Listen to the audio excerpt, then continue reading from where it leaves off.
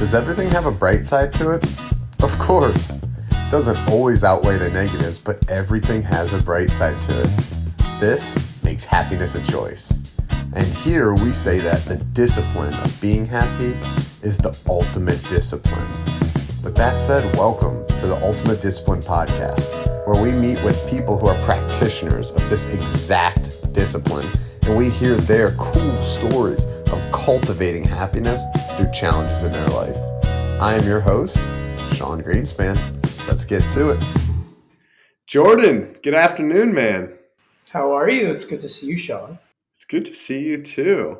It looks like a different background than your tropical, or not tropical, your desert Tucson background. Are you home or are you traveling? Currently traveling. Happen to be in New York, seeing my family. My niece, she's now 9 months old and growing, so it's nice to be able to check in here. My folks still live in New York, but we left them behind for the Sonoran Desert, and we're living in Tucson, Arizona now. So it's been a beautiful change of pace and scenery. Jordan, I love following your travels online, and for those that don't know, Jordan's the founder of an ed tech business. He is a pretty cool background, and being a founder, especially a company. Your company has so many different facets to it. The back end tech side, the client facing side, the management side, and the fact that you're able to create space for yourself to travel. I know that you're still working, but I know you visited 40 national parks in the last few years, and you got a good work-life balance, and that's something I admire of you, man, for sure. Yeah, I have to thank my wife, honestly, for a lot of that. I mean, we got married in October of last year, but had been dating for about 5 years as of this June. So we've been together a while, and I think one of the things I learned about both in business and in relationships, you need people that balance you out and truly like yin and yang through the the the way that you want to live life. And it's not just like, you have to understand that, like, if you're not willing to be an adventurer, then dating someone who wants to be an adventurer doesn't necessarily mean that that's yin and yang, right? It has to be, my wife is an excellent operations person and like loves to plan and ensure that we pack in the most based on the amount of time we have and when we need to be working and who we want to see along the way. And I'm the spontaneity and a little bit of the pure strength to get us through the long drives, the moving in and out of the car, and some of the other aspects that are a little bit more intensive. So I certainly think it's really about identifying partners and people in your circle who complement you in ways that truly you wouldn't be able to do things without. And that's like the recipe for success. Now, as you get cooking, things get hot and messy, but truly, I do think that it really comes down to having those key ingredients. Dude, I love the way you said it, and yes, it's not quite as straightforward as that all the time when you're executing, but what is? But no, man, I mean, that's awesome. And for those that don't know, I met Jordan in Hawaii. Well, it was like, was it late at night or super early in the morning? Because the sun was going down. We were going to see sun was going down, so it was afternoon. And we were in Hawaii, and we saw lava. First time I've ever seen lava down at Volcano National Park.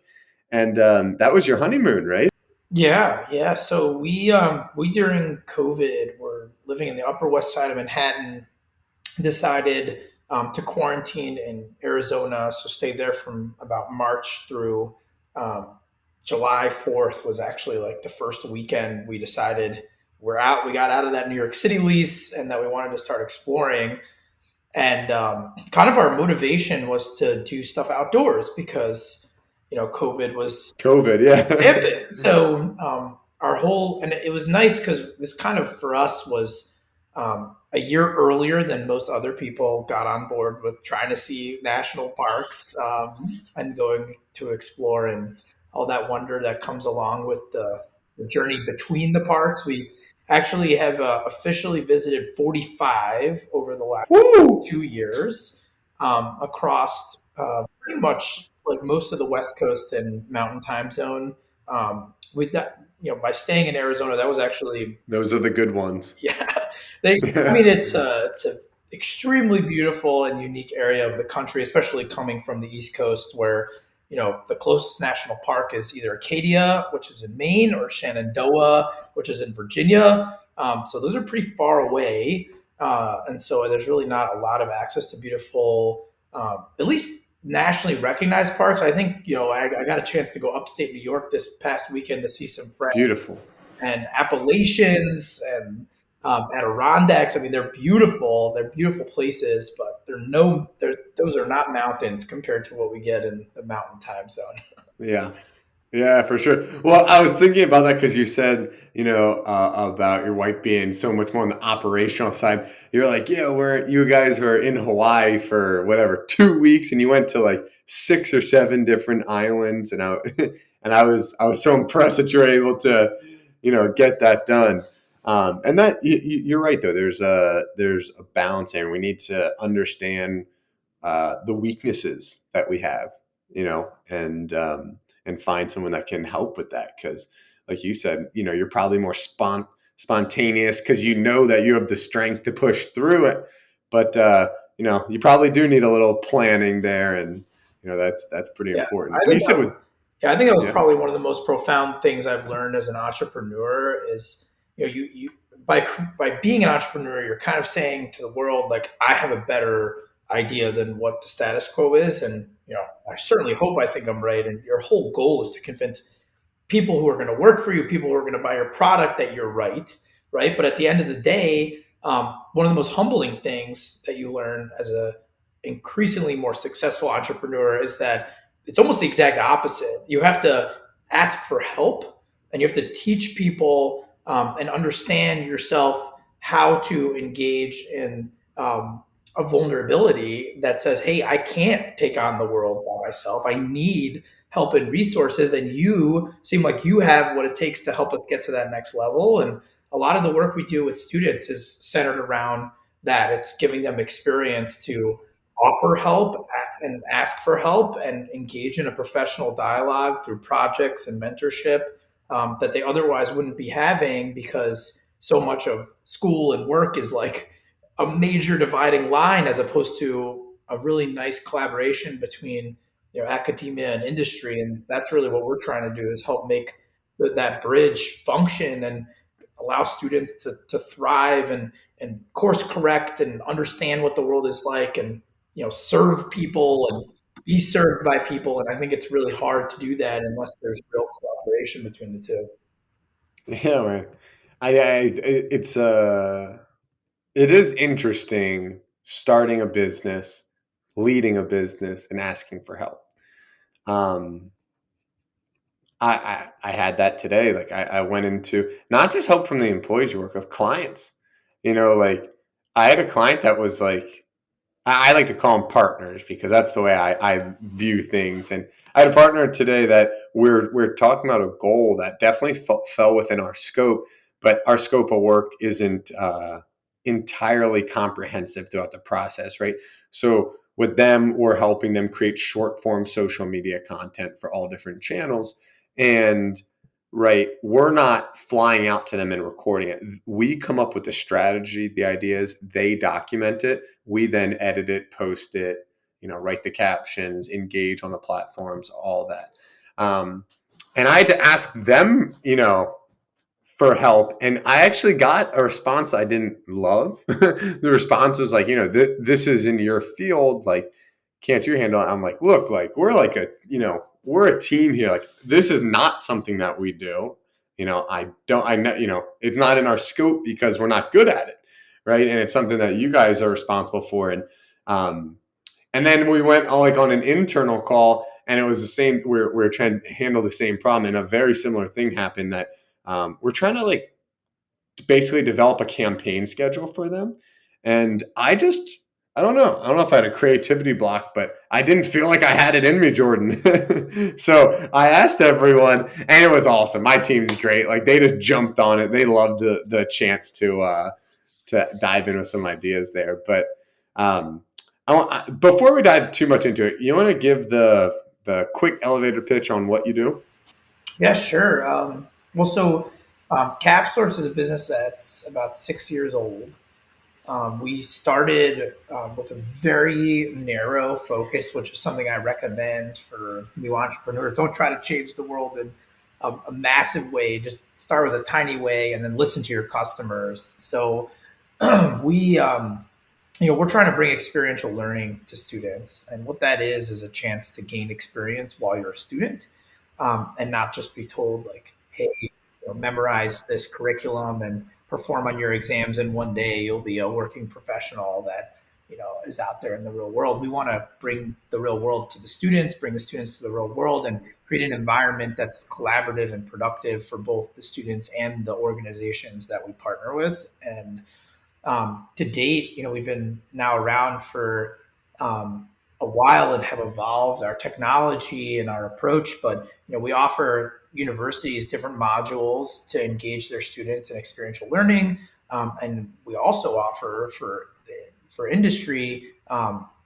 corresponding tools that allows them to get involved with what we call as experiential hiring. So it's giving talent a chance to learn about your organization first in a very authentic way, perform on a project, and then ultimately get hired.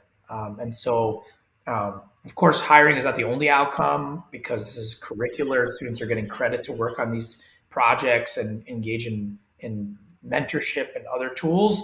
But at the end of the day, the best outcome that we could ever ask for is to see students use these experiences to get employment, and to be satisfied with that employment, not only just from an earnings perspective, but from a fulfillment perspective. And I think that's one thing that ties very nicely to the theme of your podcast, Sean, is like, how do you achieve happiness and fulfillment as a working professional, whether you're an entrepreneur or you're the lowest of the totem pole at an accounting firm, which is where I thought I was going to be. And I think it's really ensuring that there's alignment from the get go. And I think it's really hard to do that if the curriculum within institutions is very disconnected from the real world practice. And so it's a lot of culture change that we are trying to champion for these institutions. But we could tell they're hungry for it, Yeah. for a way to make those things happen for their students and their communities. So glad to be a part of it. And yeah, it's been scaling and improving from a product perspective a lot over the last year. So we're really excited about some of the new outcomes and growth that we've seen. Dude, I appreciate what you're doing. I've had the chance to work with you, and it was so cool to work with those students. And I mean, that's what internships are, right? It's like, it's just so important. And to be able to have the guidance, not only from the business, but have it like structured as a course where, people from the school are guiding them through it too is awesome. And I think the alignment piece that you hit on is really, really critical.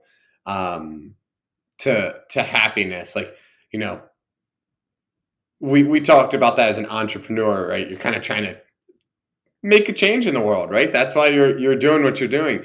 And getting a chance to do that right out of school is super, would be not necessarily start your own company, but like work with something that you're more aligned with. I mean, I think that's kind of, I'm seeing that as a culture shift that people are realizing it early in life, almost too much, because you get like very entitled younger generation, I feel like now. But you do get people that are hungry to live a quality of life that they feel they deserve, and that is something that I am all behind, and I respect and support, and want to be a part of that change for sure.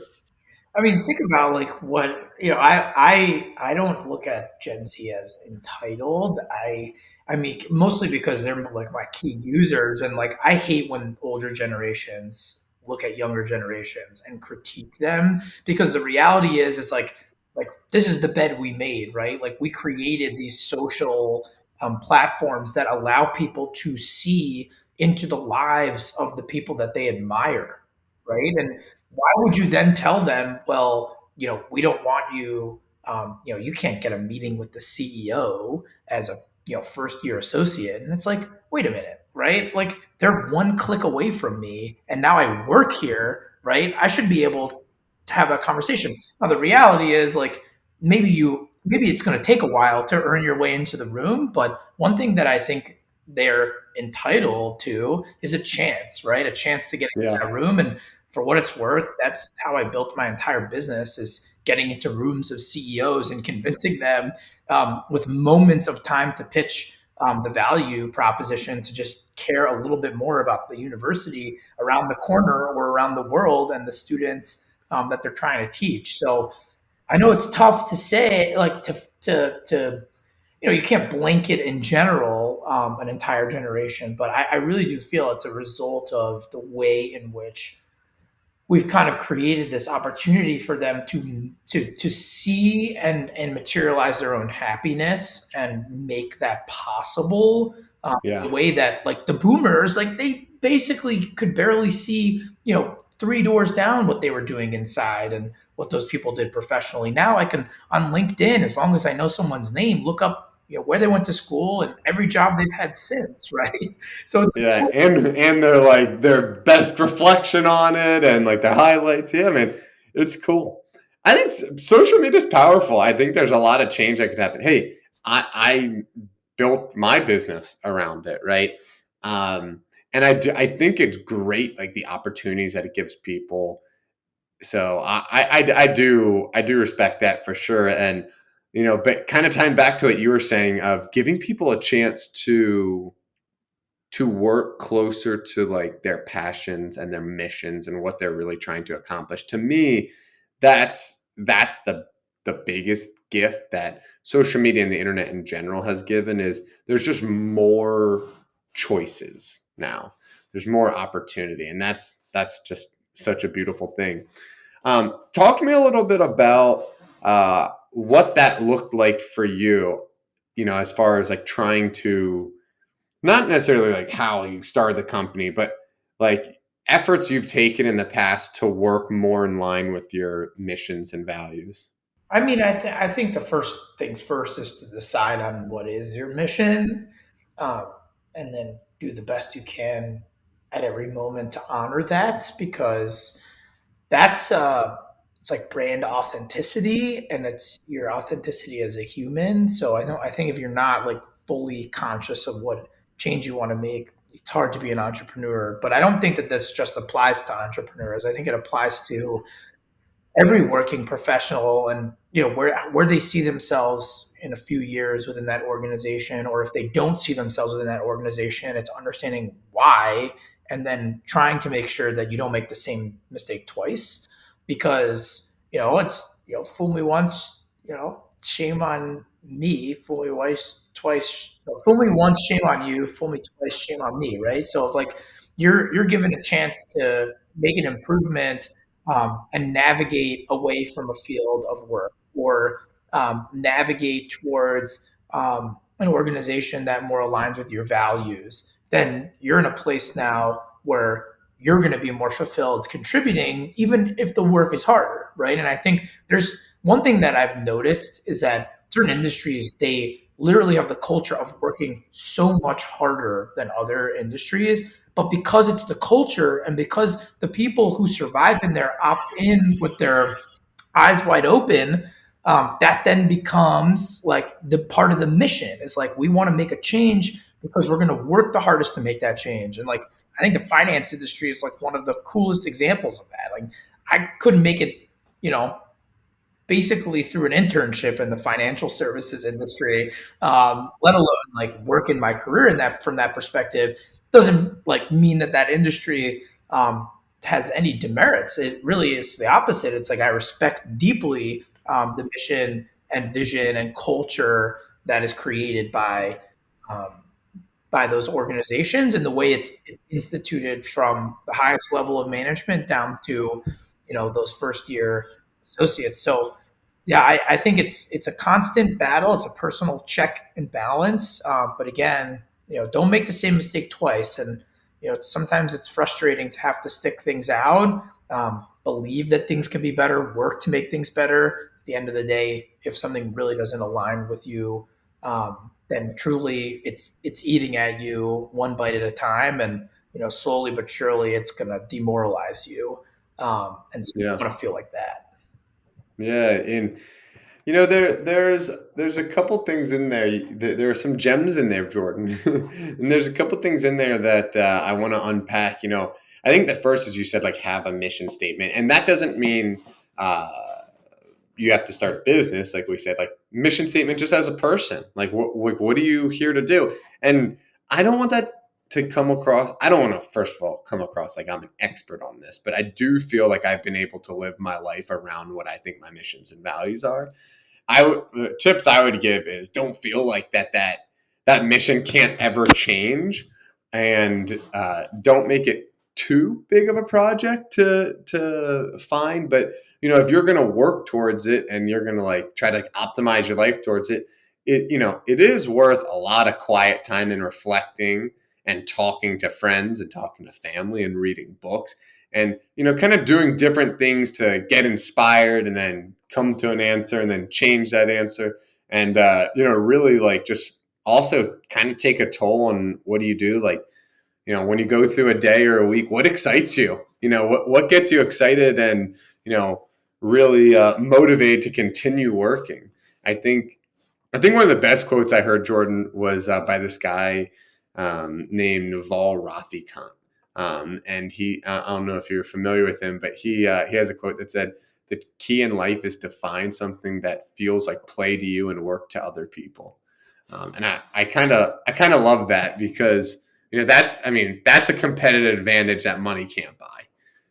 If you're just willing to, if it excites you to work and someone else is draining,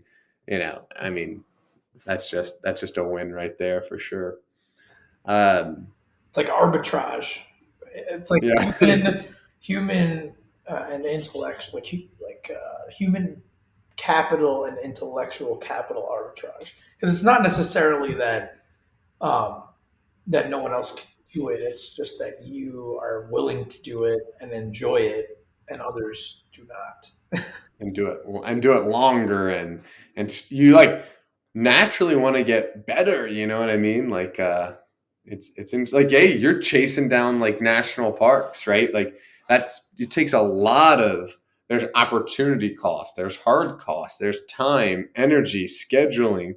There's a lot going on there, but there's something in you that makes you feel like hey, I want to go see the country, experience these things, right? That's not something that someone could compete with if that was to be what you centered your business around. What would a business be around visiting national parks? Write a book about national parks? Yeah, there are plenty of those. That's what I was going to say. There's, it's what you realize by becoming like you become an enthusiast a little bit about something is how much other people have really developed similar enthusiasm or have taken it to a level that you never imagined. And so there's a couple named Matt and Karen Smith that have a book called Dear Bob and Sue. They have a podcast, and their whole thing is national park enthusiasm. I mean, they give you the play by play what they do when they go. They give you the fun parts of where they slept and some of the complications that came along with it, and hikes they recommend, and weather different times of year. I mean, it's literally amazing. And they just like keep making content. And I actually reached out to them on Instagram once just to say thank you, and they responded and were like, yeah, we love doing this. Like it's like literally turning something that we love into our work. It is work, right? Like they're trying to like generate revenue for their personal family, in order to support their enthusiasm for the national parks. And it's like, Andrea and I decided we took a lot of pictures, but we weren't going to blog about it because that's an opportunity cost.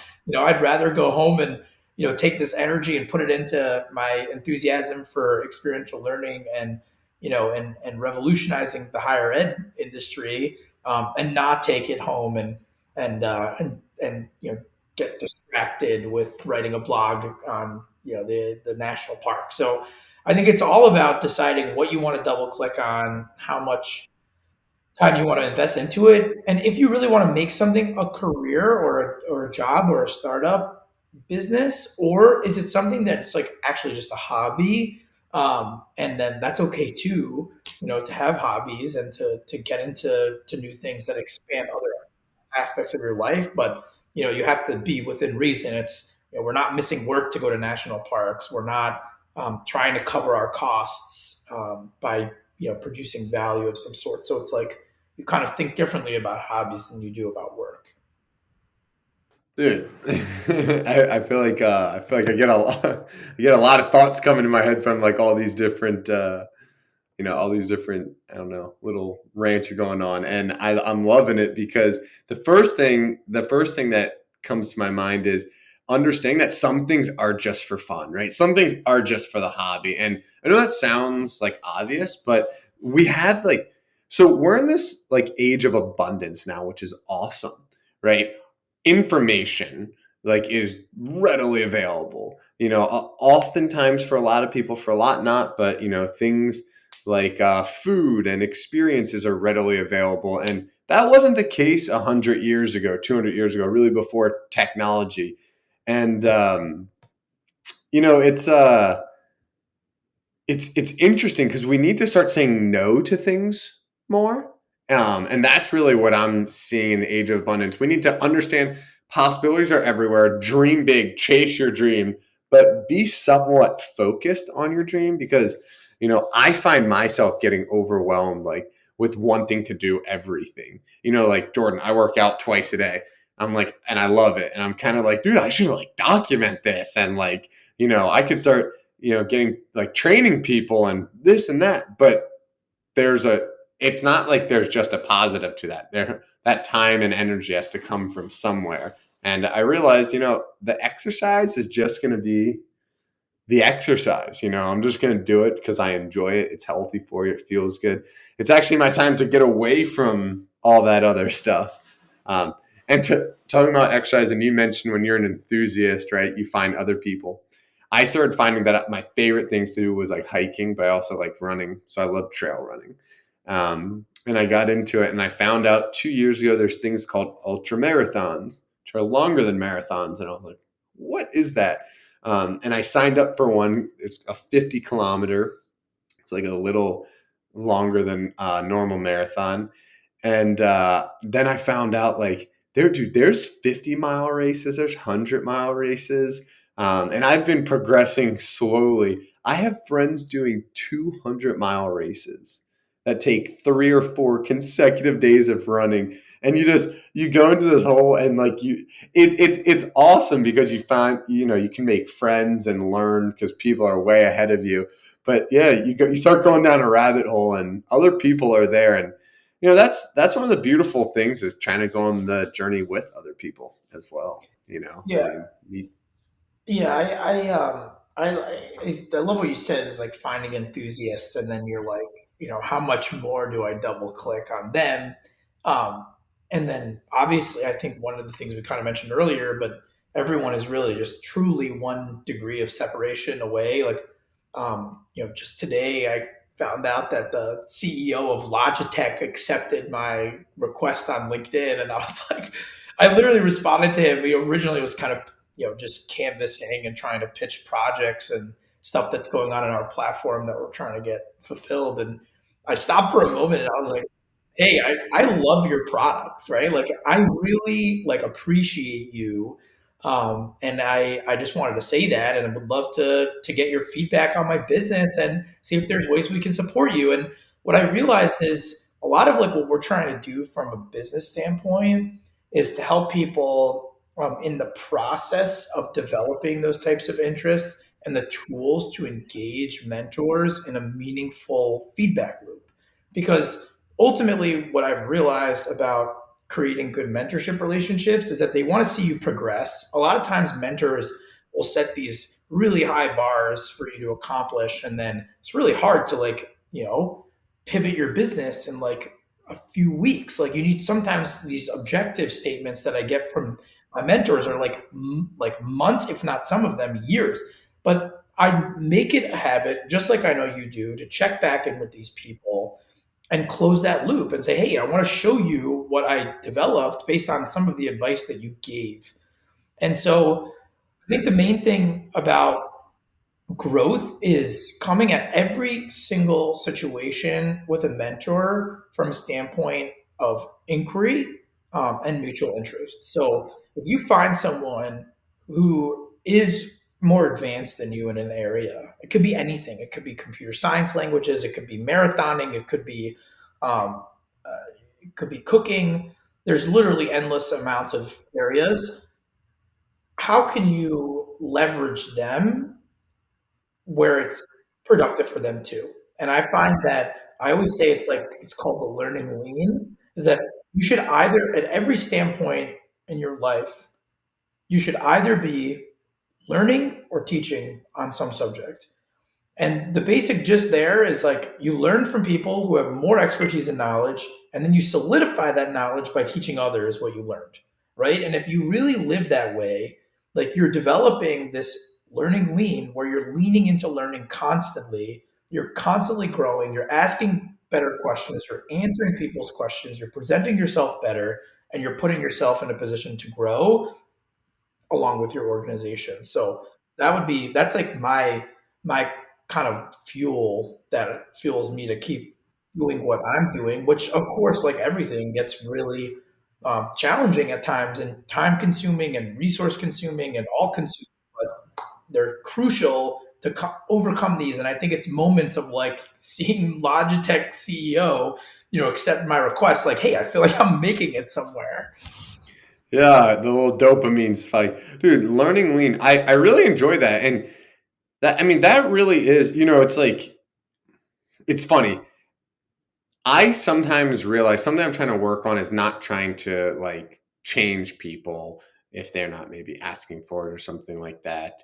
And because I spend a lot of time trying to learn and work on myself. And then when I find something clicks, Jordan, I want to share it with people. Not share it with people like, hey, look what I did. Like, hey, is this something you're trying to do? And if I get the sense they are, it's like, this is what works for me, right? Take it, tweak it, and let it run with you. And I get that fulfillment out of helping people, right? It's like I learned this one weird specific thing that came into my life. How can I help you? And so I resonate with that a lot. I'll actually tell you. I was with some buddies a couple months ago, Jordan, and I was talking with them about things that I learned from like a few books. And one of my buddies, who is a little more on the immature side, I would say, he actually was like making fun of me. He goes, Sean, you're like, these aren't your thoughts. You're just sharing what you learned in books. And I was like, isn't that learning? My buddy, I was like, isn't that what learning is? Like, you read like subset of books in a certain area and formulate your own opinions and share them with somebody. And it was funny because he was trying to pick on me, but I just kind of, I don't know, it was like a good visual for me to think about just like how we learn, right? Like we gather as much information as we can. And I always think teaching is actually the best way to learn because it forces you to articulate things in your own words, versus simply repeating what you might be hearing, or just taking it for what it is and not really going through that process. Yeah, I think authentic mentorship, it's kind of tough because one of the things that we're trying on the platform now is like peer-to-peer mentoring to industry. Partners can mentor each other, to students can mentor each other, a student can get mentored by an industry, professional. So there's like really no reason why you can't just let the ecosystem connect and get mentored by each other. And really, if you think about it and you synthesize down like what that means, it's like there's some people who might be more experienced in some area, but you've queued up, to mentor them, right? In some unique situation where you're both interested in connecting on a mutual subject that you guys think is interesting, right?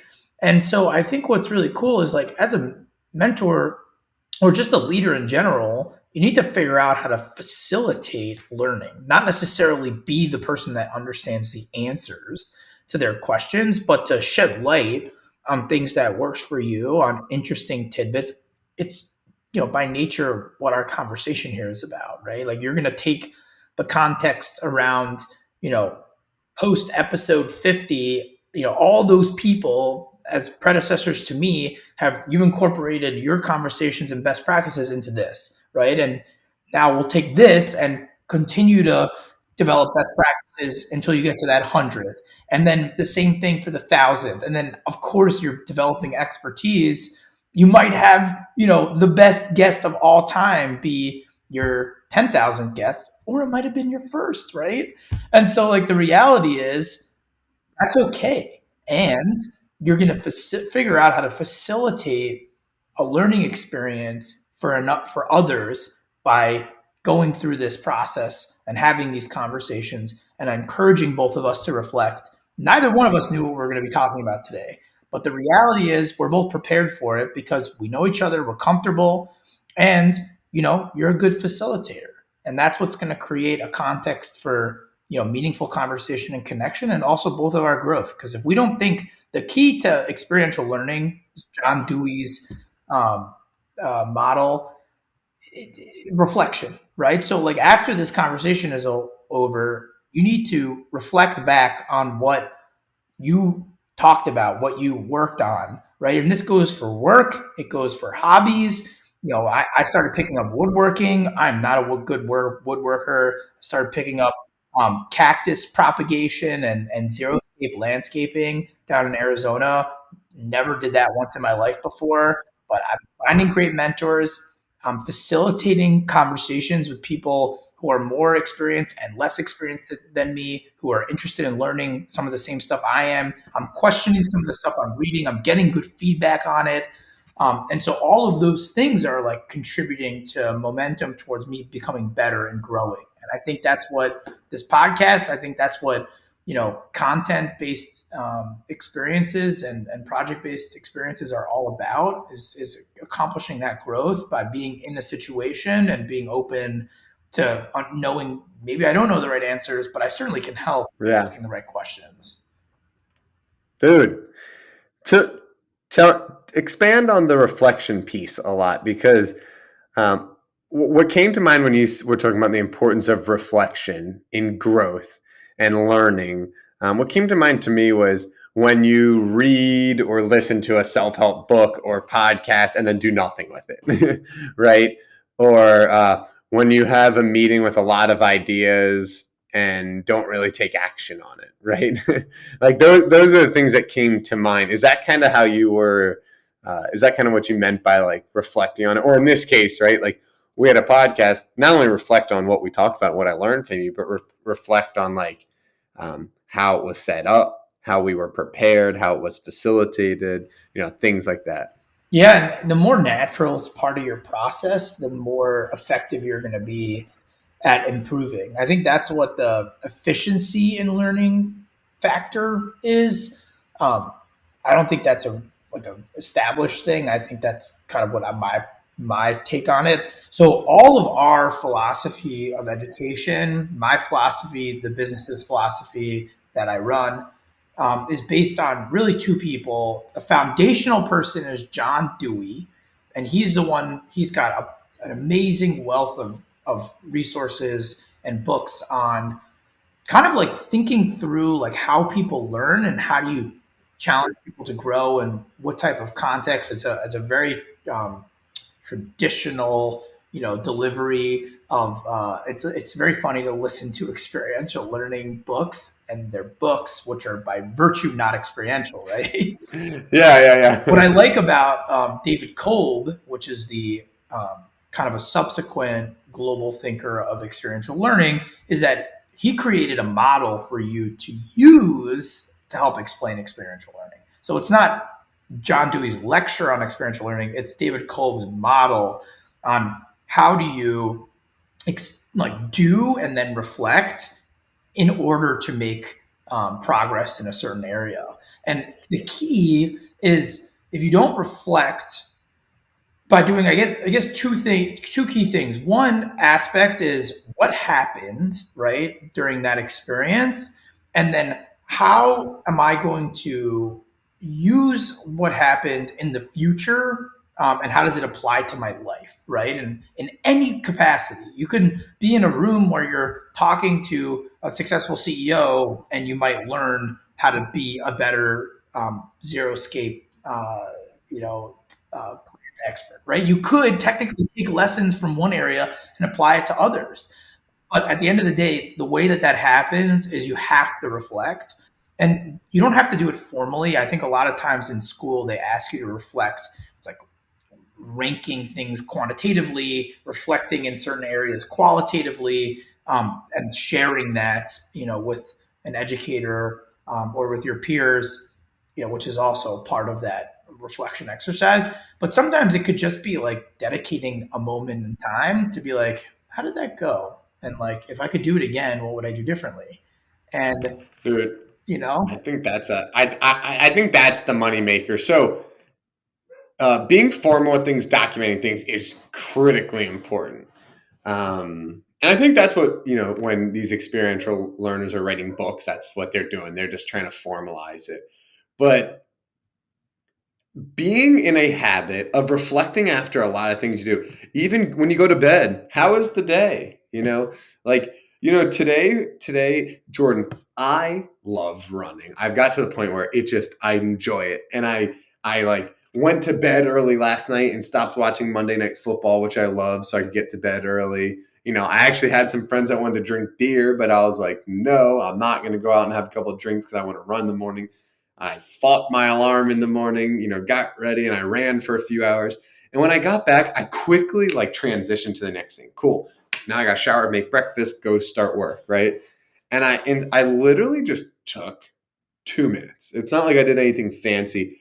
And I just started stretching. I was like, let me just think about that run and soak in it. Like, I enjoy it. That's why I made all these sacrifices for it. A lot of times, you got to learn from it, reflect on it, enjoy it. And I guess what I love to hear from you was yes, the formal aspect's critical, but I think just getting in that habit of reflecting regularly and frequently is so key. And to try and tie this back together to the beginning, we talked about trying to live within your mission and your value. How many times you get caught doing something where at the end you're like, that is not going to move the needle towards my goals in life, and you realized, probably not the best use of time. That's okay. You don't beat yourself up over it, but if you don't reflect and learn from it, you're never even gonna have that realization, and you're gonna continue to waste that time or misuse that time, I would say. So that's something I'm going to talk about reflecting. That's something I'm going to take away from this call is trying to implement moments of reflection into really everything. Even this podcast, like you said, I record a couple episodes a week, spend a lot of time on it, try to pour my heart into it. If I don't reflect on how I'm doing and if I'm enjoying it and ways I could tweak it, it's not going to be, it's just going to be habitual and not going to give me everything it could. yeah, I agree. As you were speaking, it reminded me, a lot of times people, they give me advice on how to relax, and meditation. It's so key. And whenever I think about meditating, I kind of always have this same problem where I can't get into a true meditative state because my stationary is reflection. I literally, it's a crazy constant brain flood of opportunities to reflect. How did that go? Could I have done that better?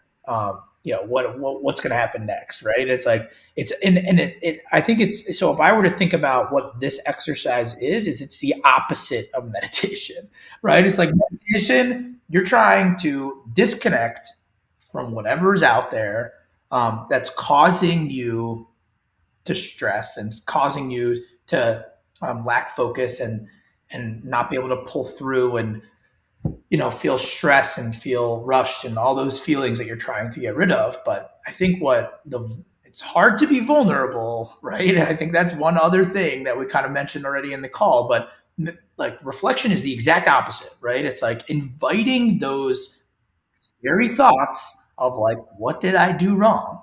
Right? What are the things I could have done differently? How will I communicate with the people that are involved on a go forward basis to salvage, to grow, to make better? And so I think that's really, again, like think the exact opposite when you sit down to do this versus when you sit down to meditate. I think what's nice about our platform, about our approach, is that we are trying to deliver a formal reflection process where students and industry mentors and academic mentors can reflect on the experience that everyone just went through a series of questions that they can type into and turn into an artifact. But the reality is it doesn't need to be that formal. It could just be you asking yourself those simple questions.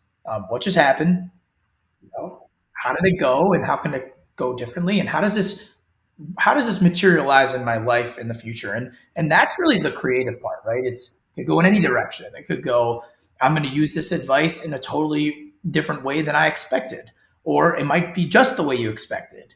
But at the end of the day, I think it's going through some type of committed process to reflecting, because it just isn't possible to grow without it. Because I think it's like the missing piece that allows you to make both the brain connections to your reality, but also the conceptual connections based on what you're experiencing. Man, I hope people are listening because that's I think it's something that people miss. People get stuck in habits and to just don't really take that time. And me too, man. I mean, I think about a lot of things that I go through the motions of a weekly meeting that I've scheduled with my team, and 11 weeks go by and I never took the time to seriously reflect. Do we need this meeting? How can we do this meeting better? What's the agenda going into all these meetings? We just show up because that's, kind of the way things are going. And man, reflecting is definitely something I'm gonna take with me. I think that's a good note to kind of wrap things up on. But I do want to ask Jordan, anything that you want to elaborate on the call or on that reflection piece before we kind of end things here? No, I would just want to thank you, Sean. I know you're a hard worker, and I commend you for. I think one thing you do really well is you have this incredible knack for staying in touch and feeling accessible to your community and confidants. And I'm glad and grateful to be a part of that community and group of friends. I think, something that's just joyful and exciting about life is that there's really just amazing people a few feet away all the time. And, I'm not necessarily saying that everyone needs to ask the guy on the elevator, how they feel about the weather, but, there's really opportunity and take advantage of those moments in time. I think that's really what it is, it, both professionally and personally, because I just remember when we were in Volcanoes National Park, we realized like we were walking faster than everyone else in order to see the lava at sunset.